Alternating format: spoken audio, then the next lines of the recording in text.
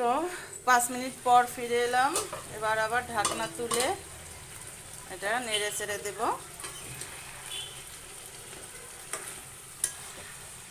মটরশুঁটি আর হচ্ছে চিকেন, এটা দিয়ে হবে কষা। আর এর সাথে দেব কিছুটা লাল আলু। এই দেখুন আমি লাল আলু কেটে রেখেছি, এখন এই আলুগুলো এখানে দিয়ে দেব। আসলে আমি লাল আলুর খোসা না ছাড়িয়েই দিয়ে দিচ্ছি, কারণ খোসায় যে ফাইবার, যে বিশেষ করে যে উপাদানটা আছে এটা যাতে নষ্ট না হয়, এই জন্যই কিন্তু খোসা সহ দিয়ে দিচ্ছি।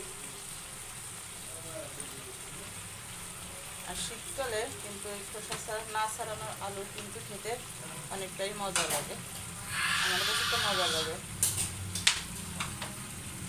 এখন আবার এগুলো দিয়ে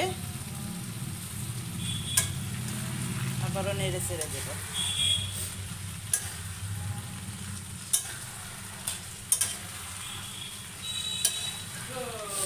মটরশুঁটি, আলু আর হচ্ছে চিকেন, এটা দিয়ে এরকম ভুনা ভুনা রান্না হবে, কষা রান্না যেটা বলে।